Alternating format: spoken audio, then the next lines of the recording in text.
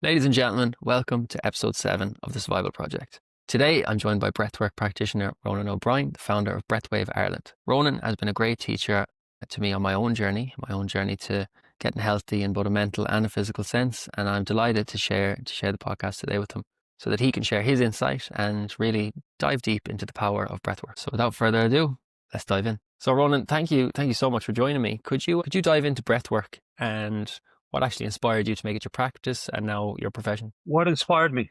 It's back a few years now, but I mean, 20, where was it? 2015, 2016. I had started the exploration of self-inquiry, broad area to say it, or finding out how to know myself in ways. And I ended up I tried out a few things, ended up going to a breathwork module, or it was more of a shamanic breathwork. And I had a very, very profound, to use the shamanic terms, past lives, a lot of this kind of what I now call epigenetic information that had kind of come out. And, I had been dealing with a lot of anger. I'd been dealing with a lot of frustration. And I was in this place of going, here, I'm this 30-something-year-old guy. I'm fit, I'm strong. I had a lot of pain. I broke L4, L5 in my back. So that had led to a lot of discomfort, pain. So I was in chronic pain for about 20 years. And this is how a lot of the anger and frustration had come in. So I had tried out the breathwork, had this massive and profound experience, and nowhere really to understand or categorize it in a way that could make sense to my then language. And that was the first encounter with it. And then, the story, we'll get into the story of it, but that was my first, yeah. Dealing with pain for that long would be, the words I can use are kind of mind bending. Like, obviously, you must have gone through such a range of emotions in a negative sense to be dealing with pain for that long. So to find something that tackled it for you must have been a definitely profound experience. I was angry. I had what I thought was going to be a rugby career that stopped early in my 20s. And I am here then trying to look for an identity or fit into a box that I'm comfortable with in order to be accepted, in order to be validated, in order to be a man. I wasn't finding the one thing that I knew I could work at and be good at was physically in terms of playing sport, but that was kind of washed away from me. The pain, you know, I was in and out. Like, I'd still going to the gym, but between taking painkillers sometimes or anti-inflammatories or going to voodoo, witch doctors, bioresonance, everything that I would come across to try and figure out if something could take away my pain. And eventually how I explain that now is that you've got to go in and listen to it in a way that it guides you and you're not trying to put a plaster over. I definitely know so many parallels in my own experience of breathwork, and let's face it, into anger, which has come up for me because I know from my own life of chronic illness, there's a grief, and I know you say you thought you had a rugby career on the way. I know from my own career, I thought a hairdressing career on the way, and unfortunately, my health took that away from me. So there's a grief which then turned into anger, and the breathwork has definitely allowed me to face into that and hopefully keep overcoming it. So it's an amazing practice. But I suppose the one thing I want to get you to put clarity on is what, when I mention breathwork to people, they think like, oh, you're just huffing and puffing in a room. Like, what's that about? Like, so if I was to say, how would you explain breathwork to someone who just doesn't get it? It depends what they're coming for. The first thing is to find the language that you can resonate and communicate on, that you're not going over their heads, and you want to keep it interesting enough that they're intrigued. So one is the language. Two would be find out what's relevant for them, and of course that then kind of ticks into the way you would describe it to them. Unfortunately, a lot of people are looking for this big, psychedelic, like amazing, mind-bending experience through breathwork, as it often can be promoted from an Instagram point of view. And I've had those, and I've gone back looking for those in subsequent breathworks, but I don't try and sell those because when you set yourself up for an expectation, you are undoubtedly going to be let down at some stage. So how I explain it to people is to give them an idea of what their nervous system is and how their mind is in their body and how all their thinking components, and we all have busy minds, and we all have, or sometimes some people are more analytical, some people are more obsessive, some people are more generally worried, or this is what then the broad sense of anxiety comes into it, and how stress can be really prevalent in the body from the current, I'm going to say this, where it's like the current social interaction area, be it social media, be it the news, and we have devices and we have availability to things in our pockets which we didn't have 15, 20 years ago, and we have a nervous system that's trying to facilitate and comprehend and still trying to be normal. But it can't be. You can't have that level of interaction in your pocket via the phone and expect your nervous system not to be affected, and which will be a stress level. So now we're trying to teach nervous systems on how to be more manageable in terms of creating space within the nervous system to help not react to life and to be more positively tuned into life. Yeah, I definitely see that in my own life. The breath has allowed me to, I suppose, take a moment, whereas before I would have definitely flitted onto the next, onto the next, onto the next. And especially the phone is a complete driver of that. Absolutely. I suppose not even just in a chronic illness sense, which a lot of this podcast is about. Everyone seems to be in a fight or flight mode at the minute, which is probably derived from being so controlled by our phones, the dopamine hits, all that sort of stuff. How do you find the breath work, like as opposed to just straight meditation, is a good modality to practice to kind of calm the system, to get out of the fight or flight and get into rest and digest? So some people prefer meditation, and there's different meditations. Breathwork is a branch of meditation. Why is it more popular now? It's more popular now because we don't have to sit in a room and do breathwork. We can be in the car and be connected to how we're breathing. We can, also discipline ourselves so that we create the muscles needed to have better sleep. I always work on people when they're presenting with difficulties. Your sleep is the first one. If you don't snore, if you're not teeth grinding, and you're allowing yourself get into those deeper ranges of sleep, you then have the energy to put into the places of building blocks, building your way out of the pothole that you might be in. And how breath work, it is a meditation in one sense, but what people don't realize is the range of different breathworks and how they can be used. So there's sympathetic breathworks, so like Wim Hof. You're driving your breath, and holotropic work can be similar in that bracket, and the cold water therapy, all the way over to functional breathwork, Buteyko breathwork, which is about increasing and your CO2 tolerance, your carbon dioxide tolerance, which is an oxygen driver in the system. Then conscious connected work. And there's other breathworks included across that range. Conscious connected breathwork is the one that I mostly focus on, both from a meditative point of view, because of the brain state it allows me to come into the brain state, and then into this listening and feeling into the body. First thing people need to do if they're like, oh, I'm going to try breathwork, I'm dealing with an issue like chronic fatigue or Crohn's disease or irritable bowel or something. What's the first thing to do?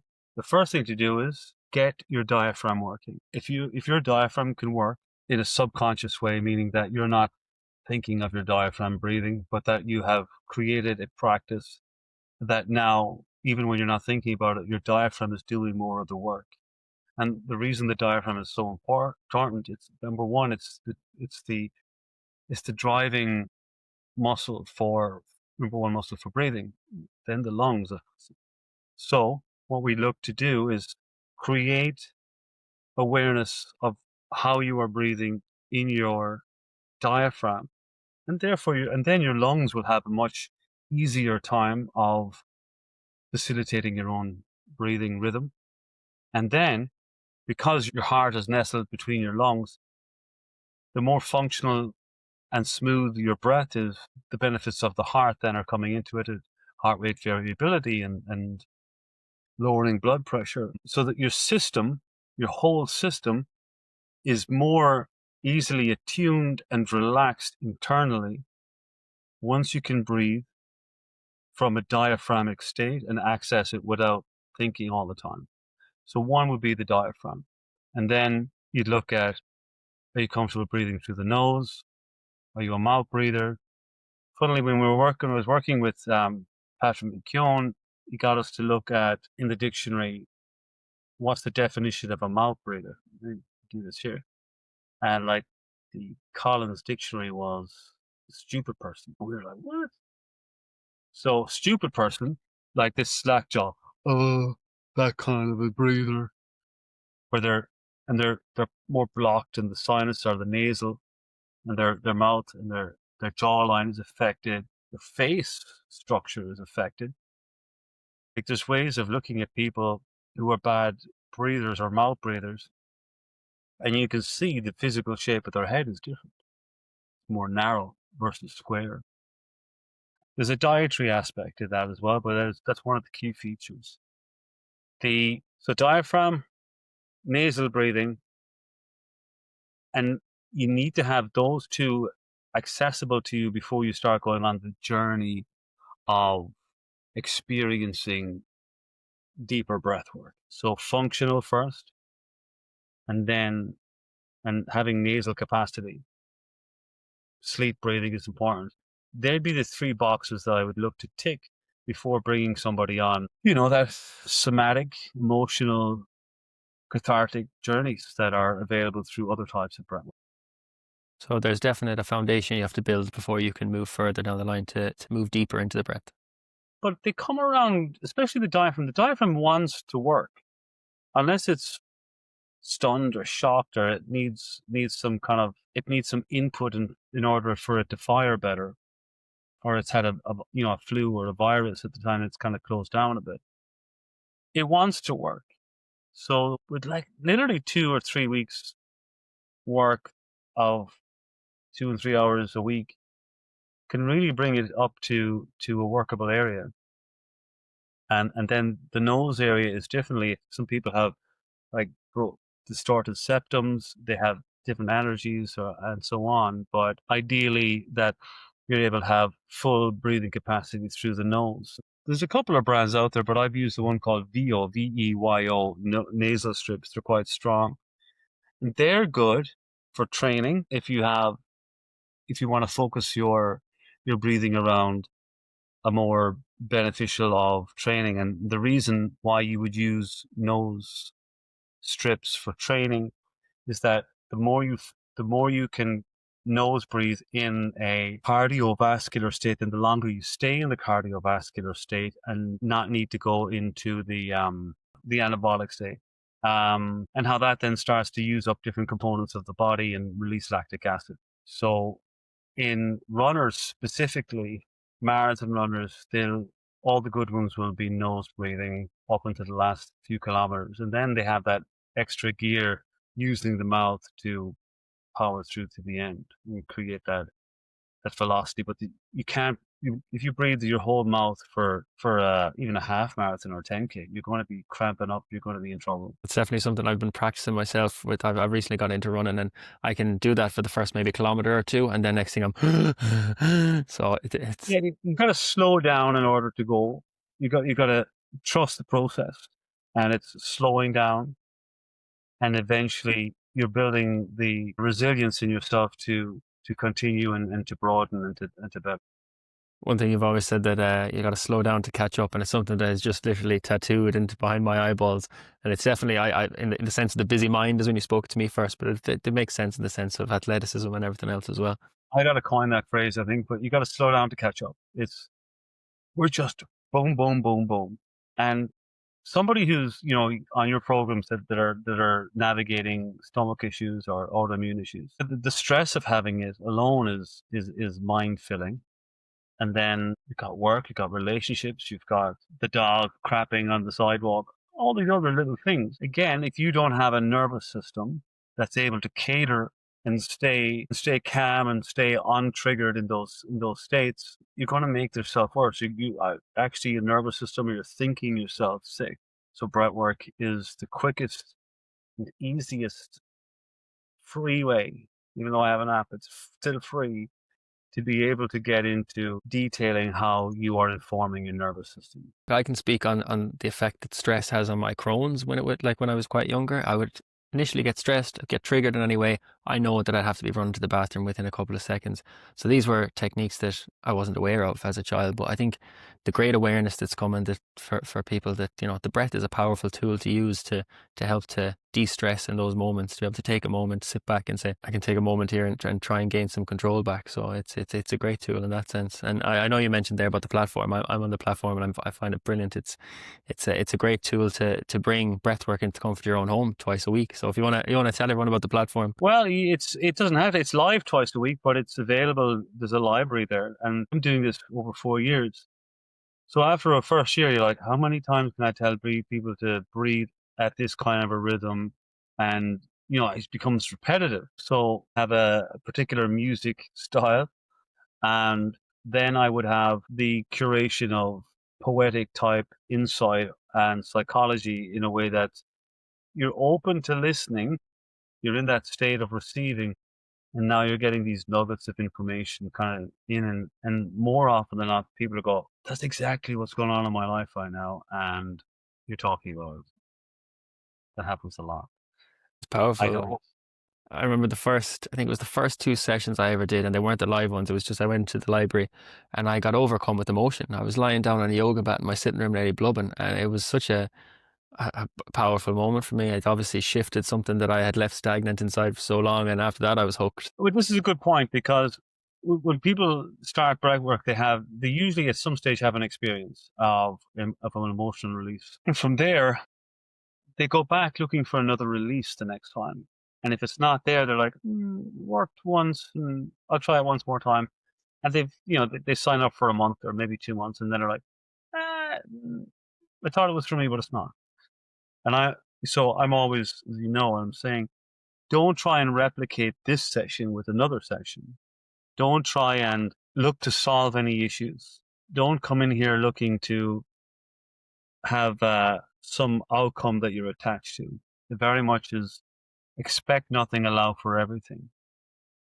And from there, you're able to just be in the moment. And by being in the moment and feeling the connection of being in the moment, the spontaneity of healing and alignment starts to occur.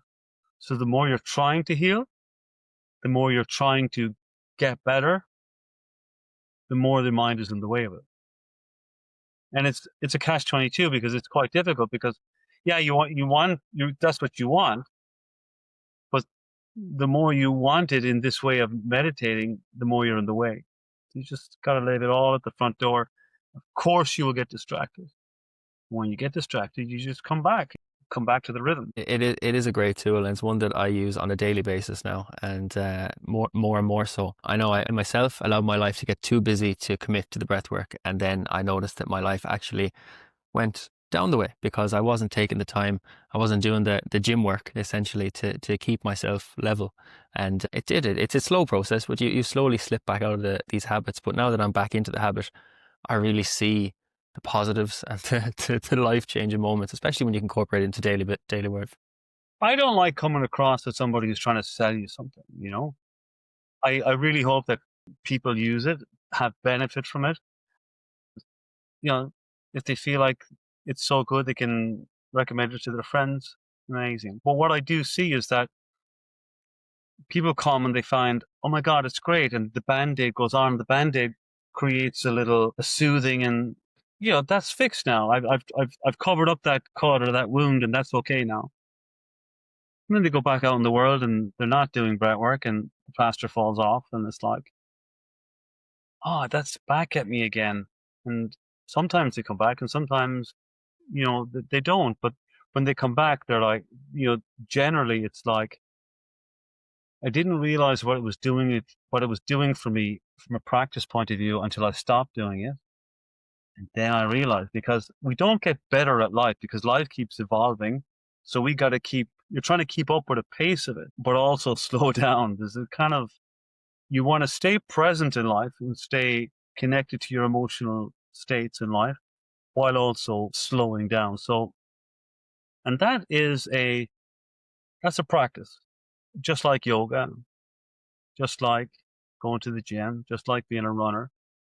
You've got to put in the time and the hours, but at least with breath work, and you don't, like in a gym, you might spend 3.5, 4 hours a week. You've got to go to the gym. You've got to do all that stuff. If you're connected and you're aware of your breath for 5 minutes every 2 or 3 hours, you're going to help yourself. And every now and then you come in and you do an hour session or a half-hour session of meditation with it. And you start to inform your nervous system that you've got its back and your practice has its back. And it performs. You perform better. You become cognitively, physically, emotionally more resilient. You have to give that time to get it back. That's something I now can definitely add a testimony to, because I allowed myself to, like, had the powerful moment, did it for a couple of weeks, months, found it great, then thought, I'm fixed, the bandage is on, and it's, underneath perfect, I'll take the bandage off, it's fine. And then slowly the old issues started arising again. And I kind of thought, oh, what's gone wrong here? But as you said, it's like the gym work. You just have to commit the time to it, and you will get the positive, you get the positivity back from it. Fortunately, it's now more than ever, especially if you don't have kids, but especially with kids. I mean, kids who are full on, there's financial, there's health, there's family, there's relationships, there's my purpose of life, all these things. And they get on top of you. Life is right now designed to be on top, and if it's not, amazing. You're one of a few.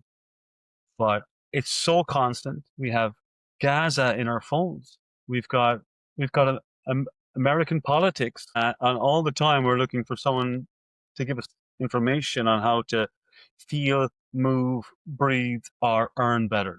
So it's constant. We're completely overstimulated everywhere we go, whether it's the television, it's the phones in our pockets, it's the billboards outside. Everything is about being completely overstimulated. And I can safely say from my own life that has resulted in serious sleep issues. But the breath has been 100% something that has allowed me to take control back and actually get some sleep again. So I imagine I'm not an isolated case. There are so many people, like, everyone has phones, everyone's subjected to these things on a daily basis. So everyone's definitely experiencing some form or symptom of this overstimulation. And so I think, yeah, definitely the breath is a great way to Even kind of giving a nugget out there for people who go, yeah, I need to get my sleep right. Number one thing about sleep is not charging your phone in the room. Number one. Number two is that you have a routine. So it's wash your teeth, and you roughly go to bed around the same time. You're coaching the body just like a child when you're sleep training them. And then when you're lying down, you can read a book, or you can do a little bit of breath work. You can use the app. And here's the where I'm after catching myself out. How are you going to use the app if it's on your phone?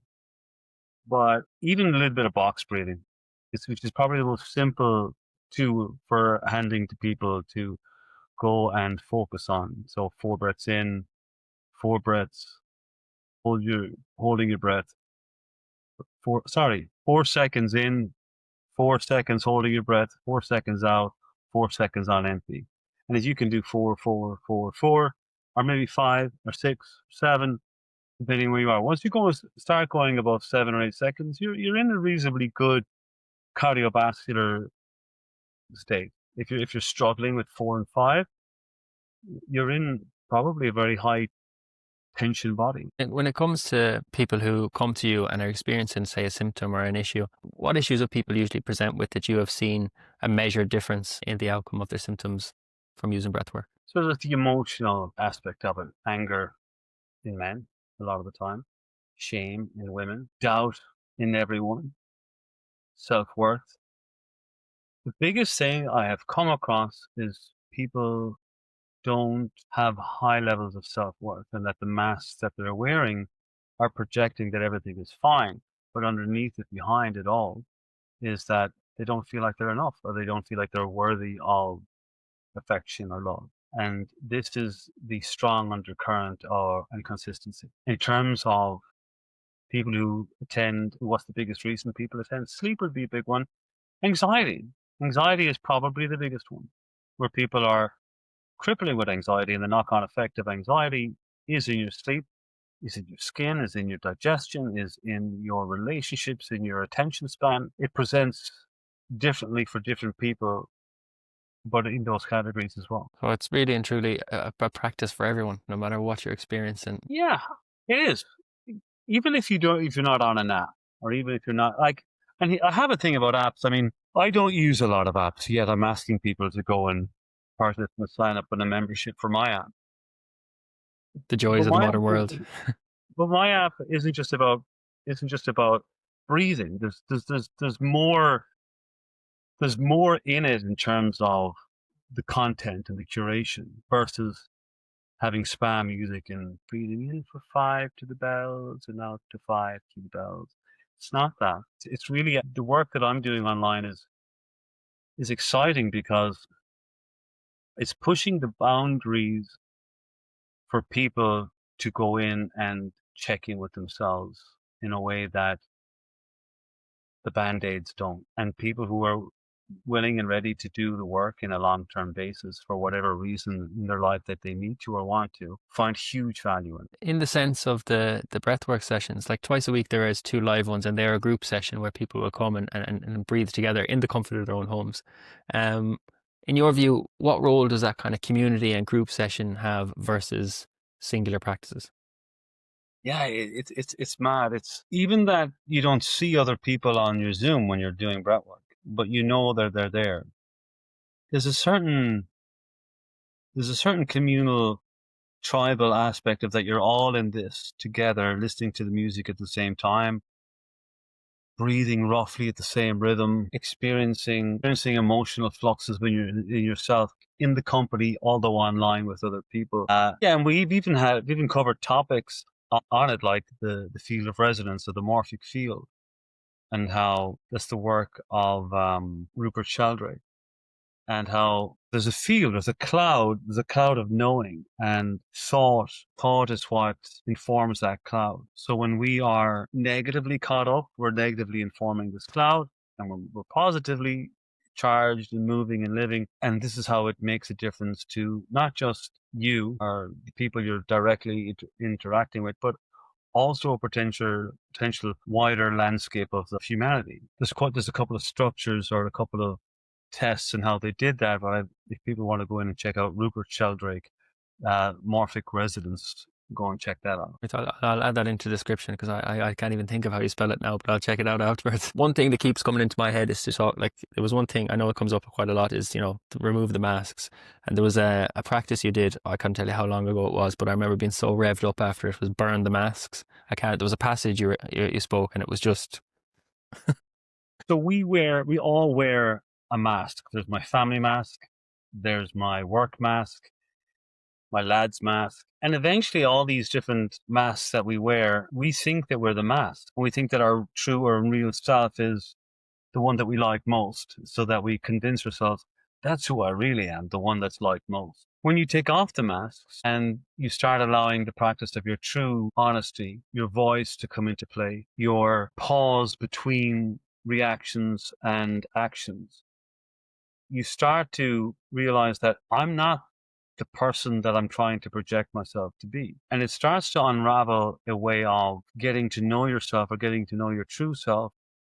And in that means your boundaries. What are your true boundaries? Not just like, oh yeah, everything's fine, nothing's wrong, it's great. Your true boundaries, your true honesty, your true sexuality, your true preferences for life and for living. The masks that you have are always keeping you away from your true self. Now, we still have masks, and I have masks, and everyone here has masks, but it's being aware that when you have them on and when you don't need to have them on, versus getting caught with them all the time and identifying as the mask. Breathwork becomes into this landscape of, this functional, it's cathartic, there's emotional release, there is meditative. When you've gone through a lot of those different areas of it, it starts to tap into something a little bit more spiritual. And people have different levels of what spiritual means. Spiritual, how I might describe it, is it's the connection to the creator source of life force, of energy, and it's a mystery. And some people call it God. Some people, it's just different. There's different words that are used, but I'm going to call it the life energy. And life energy has a wisdom available to us when we slow down and catch up with ourselves, and therefore can open ourselves through what we say our heart to hear and receive this universal medicine, this knowing. And the Instagrammers would say that it's how you manifest, and how, to get a six-figure salary. And just on the money point, most people who are really, really wealthy don't die happy. They die in families that have been torn up, for example. And we know this from the work of several people's work on palliative care, and if they have their time back, they would have experiences and not things. And we all, including myself, buy things that we don't need because we're consumer driven, we're consumer marketed. The practice of breathwork and aligning your emotional frequency, your knowing thought, dropping the math, healthy body, vibrant energy, you become much harder to sell to,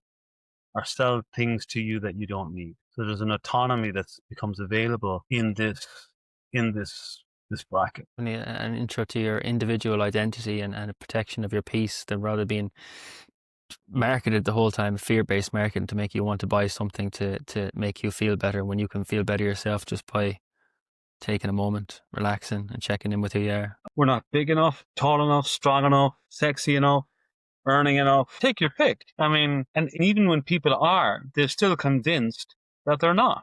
And I don't have enough. I have to have more money. And there's a whole podcast on money, and I'm not any financial guru or earning that six-figure salary either. But I've worked with a lot of people who are, and they're stuck as well, The eternal damnation in the quest for success. I know in my own life, anytime I nose to the grindstone and forget about the protection of looking after my health in the search for wealth, I suppose it is, I always get sick. Always, 100%. It's when I lose focus on what I need to actually focus on, and wealth or success becomes all encompassing.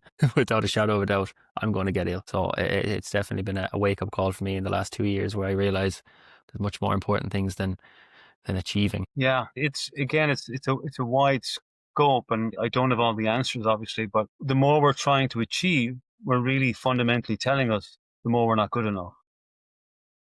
And we want to achieve. We want to be able to complete and build a wall, or whatever it might be. You want to be able to achieve those things, or have that fruit of your work come back to you. It's only normal. I think somewhere in it is the attachment. Somewhere in it is the attachment to, if you don't do it, you're not good enough. And if you do it, then you're good enough. There's something in there that I think should be explored as well. Definitely. I know one thing I'm trying to incorporate into my own life is to enjoy the journey now. I was always focused on the end goal, as opposed to saying, oh, like, am I enjoying the moment to get there, or am I fixated on a goal that I might not reach? And then I didn't reach them, and my life, fell apart. And I'm using quotation marks here to signify it. But at the moment now, even with everything in my life, I just have said, right, I'm going to enjoy the journey, and what will come will come. And I've definitely found a peace in that myself. Now, each to their own. I can say that works for me. But yeah, it's a funny old life. Again, anything worth achieving takes a grind, and takes discomfort as well. So I do believe you've got to be willing to get uncomfortable in order to move past the low-hanging fruit. You do have to get uncomfortable, and you do have to, grind it out somewhat. And all I would say to that is that if you're physically, mentally, emotionally more capable and more balanced, then the more benefit that you bring to achieving your goal will be. There's other aspects of how you regulate your emotions, and how you regulate your nervous system, and movement is a big one. Yoga, Tai Chi. We need to be physical with our bodies. We need to move our bodies. I'm in a gym. It's a great gym. I'm probably the only person in the gym that doesn't have headphones on, and who isn't scrolling the phone mid-session. This is as far as me. Maybe I'm just that old now, where I'm like, oh. But it's to just It's incredible. I can put my hand up and say I never get off the phone in the gym. The earphones are in or I'm scrolling, so I'm definitely a culprit there. Scrolling while you're on it. They're there to do something or you're not. There's even lads that bring me to the bloody sauna. That always blows my mind. In the sense of, I know this podcast is mainly surrounded around chronic illness, but there's a lot of studies that show that exercise and intense exercise can actually do so much to actually rewire the brain to change traumatic memories. Very, very interesting topic. And I know myself, when I have a focus of a good training plan, my whole mental health improves alongside it, and there's such a measured difference in it. Completely. And if I could add to that, it would be that your training plan has got to also progress, because otherwise your brain stops growing with just doing 3 sets of that, and that. And movement and play is a big one on how you develop that neuroplasticity within the brain. Definitely. Like, I think the 3 sets and 12 reps can get very monotonous and you're kind of just going through the motions. Whereas when there's something a bit more active and something to really engage your mind, it's a whole different session and you want to go back for more. You don't get the boredom. I remember lifting weights for years in my mid-20s, and it was always, chest press, bicep curls, and that was it. Whereas now I do a lot more real exercise between running and classes and stuff. There's a lot more love for it. Yeah. Just like me. Oh, I was living in Galway at the time. What was it? 18-inch biceps or something? It was ridiculous. And like, as a result, my elbows were in tatters. And they're only coming back around now. And I'm getting over them by doing a lot of dead hangs. Wow. I mean, yeah, just like, it's t-shirt fitness. It was always a beta plan for me. It was always, I'm getting ready for next summer's holiday. T-shirt plan. And as a result, my cover story was, I can't squat because of my back. But you could do other things, and I didn't. Yeah, I say I can't squat because of the surgery on my stomach. I could squat with lightweight, but Yeah, slowly. Yeah. Yeah. It's mad how programmed we are in our early years, and how I suppose the individuality or maybe a bit of sense comes in as we get older, we get more educated, we learn what's out there, and we can, I suppose, see the light. That's just growing up, To touch on the point I was making about yoga and, hill walking can be that for people. Music can be that for people. A way of regulating in a group, singing, choirs. There's other ways, but you'll find that most of the ones that really make a difference have a rhythm and a breath wave that are going to coincide with whatever the activity is. So breathwork is fundamental in its sense, or how you breathe is fundamental in all of those as well. You can't hold your breath and do those things and expect to enjoy it for long, because it's going to make you tense. In the sense of the breath work, incorporating hums and different types of breathing into it, the practices on the Wednesday and the Monday nights can be an array of different kind of ways of utilizing the breath. Why, in that sense, why do you kind of change it up week by week? I know you mentioned it just not to get boring, but in a physiological sense, what different effects do they have on the body? So humming is really good for a few reasons, but one is for its vagal nerve toning. Vagal nerve is called the vagabond nerve, comes from the stomach and moves up all over the body. The better the tone, or the better tone of that nerve, the better input that the body is receiving with it. So digestion is a big one for the vagals, in fairness. Humming is a really great way of regulating that. Humming also creates nasal nitric oxide, which is great for the cardiovascular as well. You'll often find children humming the songs naturally as a way of self-regulating. The other breath rhythms, honestly, a lot of it that I do is to catch people off guard who are attending a lot, so that they don't fall into the whole armchair of, this is what it is, and they've got to perk up a bit and not get lazy. So that is one aspect. Even like moving more so in the last couple of weeks to more deeper nasal breathing and really kind of bringing it up high into the brain. It's just another way of dialing down the prefrontal cortex, the default mode network in the brain, which doesn't stop the brain working, or it doesn't totally switch it off, but it tones it down so that you are more available to the emotional frequencies or the emotional tensions that are representing within you physically, and how then they are create more of a platform for them to rise. Excellent. I know you touched on how children can self-regulate and they have a natural knowledge that maybe we lose as we get older. We stop listening to the body a little bit.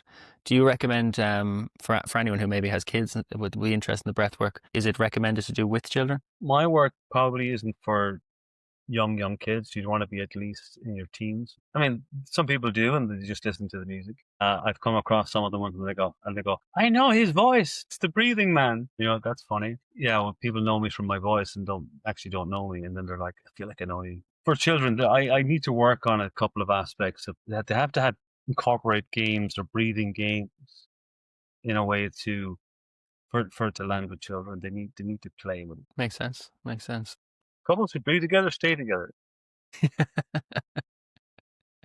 Couples therapy. Yeah, it is. It's when couples are moving through or sharing this platform, or they're sharing this experience, that it creates a wider, deeper level of available conversation for them to say, yeah, this happened to you, and then you feel that, and this is what came up for me, and this is what I'm reminded of. And so it does help people get closer in their conversations with partners. I can imagine it definitely opens the door to connection there and conversations that may not come up without actually, you know, diving into the breath and seeing each other's experience and speaking it out. Powerful tool to use for the couples on date night. Well, yeah, breath date, wouldn't that be something? The Look, I'm biased as well. I get that. It's it's in every hour of my day almost. So I totally have that bias. But I try to be objective about that too. There's a certain you can healing on your own. You can practice on your own and create resiliency, create awareness, create many aspects that are beneficial from practicing on your own. And every now and then we come together and we come into a group, and there's a certain extra gear shift that happens when a group comes together and does breath work and yoga. But when they do breath work, the energy of the room starts to really access different levels.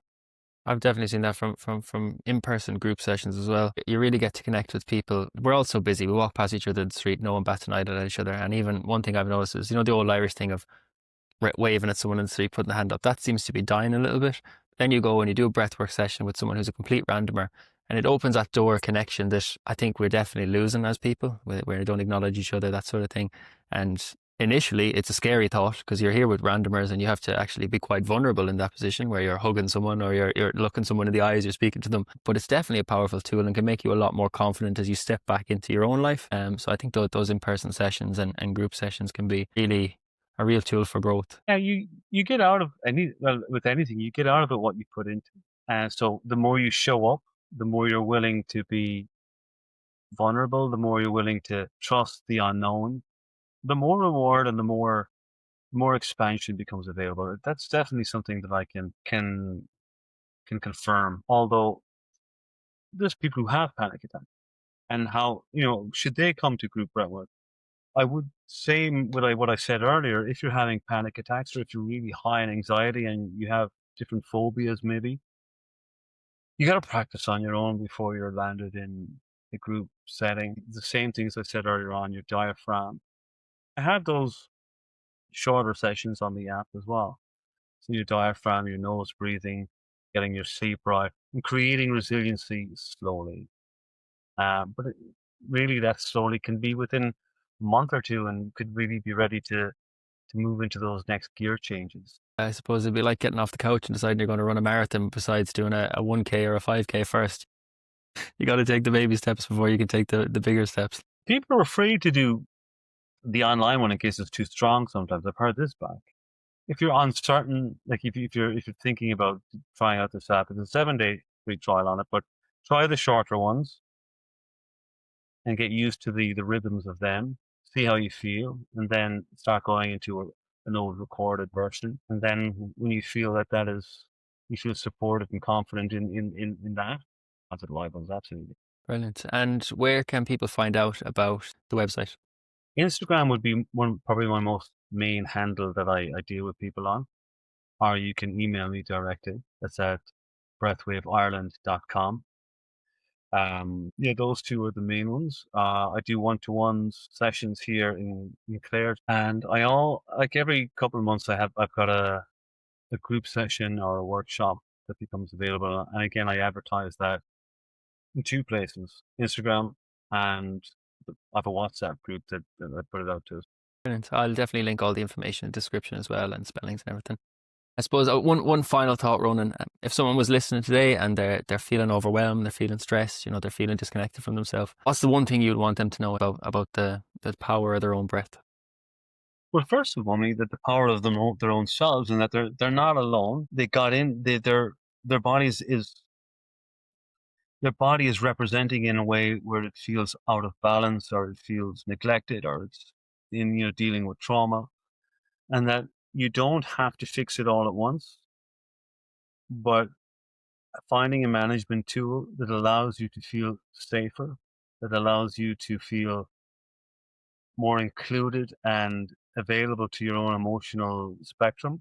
How you start, again, would be the same way I was describing: diaphragm, nasal breathing, sleep. Get those printed down, get yourself supported in them, and then move it on. If you've got a sister, a cousin, or a brother, or wherever it is, they're willing to come in and go on this journey with you, it could be really quite lovely as well. Yeah, excellent. And I suppose I'm gonna put you on the spot one final time.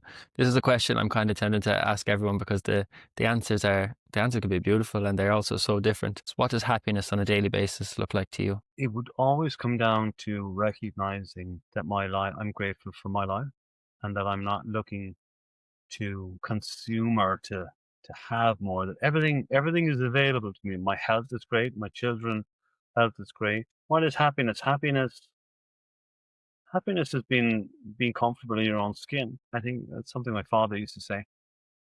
Happiness is comfort in yourself, not including your imperfections, including the things that you're still navigating and fixing, or attending to. Joy is something that is different. And now, how I would describe joy is that joy is your ability to be with whatever range of emotion that becomes relevant in a day, and your ability to be with that emotion. So if you have an angry emotion, a frustrated emotion, a shameful trigger, or you haven't been listened to, or etc., whatever way those triggers come up for you, what joy means for me is being able to sit with them, give them that observation, know that they're not me, and that they are a trigger or part of me that is looking to heal, but to not react in the way that I regret. Well, yeah, not reacting in a way that you regret is a definite ability to take control and understand the emotion you're feeling. So thank you so much for sharing that. Because you're in command.